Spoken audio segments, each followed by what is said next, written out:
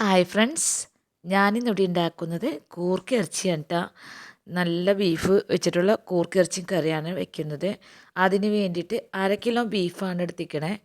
250 കൂർക്ക ഞാൻ ഇത് വേവിച്ച് വെച്ചേക്കുന്നതാണ് കേട്ടോ. കൂർക്ക വേവിച്ച് വെച്ചേക്കണം കേട്ടോ.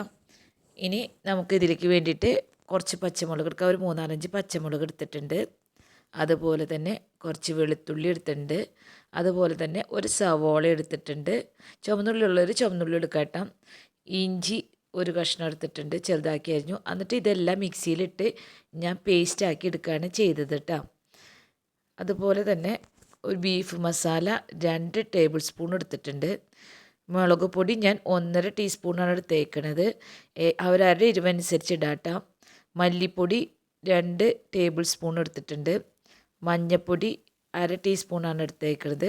ഇനി കുക്കർ എടുത്തിട്ട് കുക്കറിലേക്ക് നമുക്ക് ഈ ഇറച്ചി എല്ലാം ഇട്ട് കൊടുക്കാം. ഇറച്ചി എല്ലാം ഇട്ട് കൊടുത്തു കഴിഞ്ഞ ശേഷം നമ്മൾ മിക്സിയിലും പേസ്റ്റാക്കി വെച്ചിട്ടുള്ള ആ മിശ്രിതം അങ്ങോട്ട് ഇട്ട് കൊടുക്കാം. ഇഞ്ചിയും വെളുത്തുള്ളി പച്ചമുളക് എല്ലാം കൂടിയിട്ട് നമ്മൾ ഇട്ട് വെച്ചത്. അത് കഴിഞ്ഞിട്ട് നമ്മൾ എടുത്തു വെച്ചിട്ടുള്ള പൊടികൾ ഇട്ട് കൊടുക്കാം. മുളക് പൊടി ഇട്ട് കൊടുക്കാം. മുളക് പൊടിയും മല്ലിപ്പൊടിയും മഞ്ഞൾപ്പൊടിയും ഞാൻ ചട്ടിയിലിട്ട് ചൂടാക്കിയിട്ടാണ് ഇടണത്. അത് ഇഷ്ടമുണ്ടെങ്കിൽ മാത്രം അങ്ങനെ ചെയ്താൽ മതി, അല്ലെങ്കിൽ ഇട്ട് കൊടുക്കാം. അത് കഴിഞ്ഞിട്ട് അതിന് പാകത്തിൽ ഉപ്പിട്ട് കൊടുത്തു. ഉപ്പിട്ട് കൊടുത്തിട്ട് കൈകൊണ്ട് നന്നായിട്ട് ഇത് തിരുമ്പി ഇതെല്ലാം നന്നായിട്ട് മിക്സാക്കണം. നന്നായിട്ട് മിക്സാക്കി കഴിഞ്ഞ ശേഷം നമുക്ക് ആ കൈ കഴുകിയിട്ട് കുറച്ച് വെള്ളം കൂടി അതിലേക്ക് കുക്കറിൽ ഒഴിച്ച് കൊടുത്തിട്ട് നമുക്ക് ബീഫ് വേവിച്ചെടുക്കണം.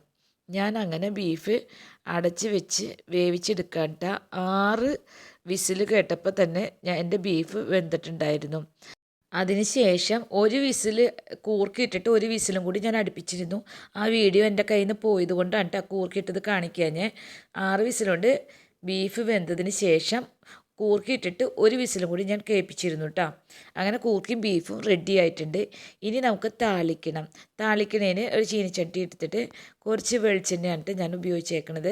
വെളിച്ചെണ്ണ ഒഴിച്ചിട്ടുണ്ടെങ്കിൽ നല്ല ടേസ്റ്റ് കിട്ടും. അത് കാരണം വെളിച്ചെണ്ണയാണ് ഞാൻ ഇട്ടത്. പിന്നെ കുറച്ച് കറിവേപ്പില ഇട്ട് കൊടുത്തു. അതുപോലെ തന്നെ 2-3 വെളുത്തുള്ളി ചെറുതായിട്ട് അരിഞ്ഞതാണ് ഇട്ട് കൊടുത്തത്. എന്നിട്ട് ഇതെല്ലാം ഇട്ട് ഇത് മൂത്ത് വരുമ്പോൾ നമുക്ക് കുറച്ച് വെളുത്തുള്ളി, അതായത് 2 അല്ലെങ്കിൽ 3 ചുവന്നുള്ളി ഇട്ടാൽ മതി കേട്ടോ. വെളുത്തുള്ളി മൂത്ത് കഴിയുമ്പോൾ 2-3 ചുവന്നുള്ളി ചെറുതായിട്ട് അരിഞ്ഞിട്ട് അത് ഇട്ട് കൊടുക്കുക. അത് കഴിഞ്ഞിട്ട് കുറച്ച് വറ്റൽമുളകും കൂടി ഇട്ട് കൊടുത്ത് ഇത് നന്നായിട്ട് മൂത്ത് കഴിയുമ്പോൾ നമുക്ക് കുറച്ച് മസാലപ്പൊടിയും കൂടി ഇട്ട് കൊടുക്കാം. ബീഫ് മസാലപ്പൊടി ഇട്ട് കൊടുത്ത് ചട്ടി ഓഫ് ചെയ്തിട്ട് മസാലപ്പൊടി ഇട്ടാൽ മതി കേട്ടോ.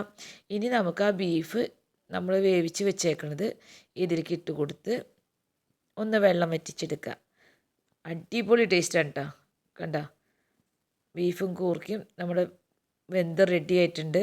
ഇനി നമുക്കിതൊന്ന് വെള്ളം വറ്റിച്ചെടുക്കണം. ചിലർ ഇതിൽ വെള്ളം വറ്റിച്ചെടുക്കില്ല കേട്ടോ. ഞാൻ കുറച്ച് വെള്ളമാണ് വറ്റിച്ചെടുത്ത് വരട്ടിയോണ്ട് എടുത്തിട്ടുണ്ട്.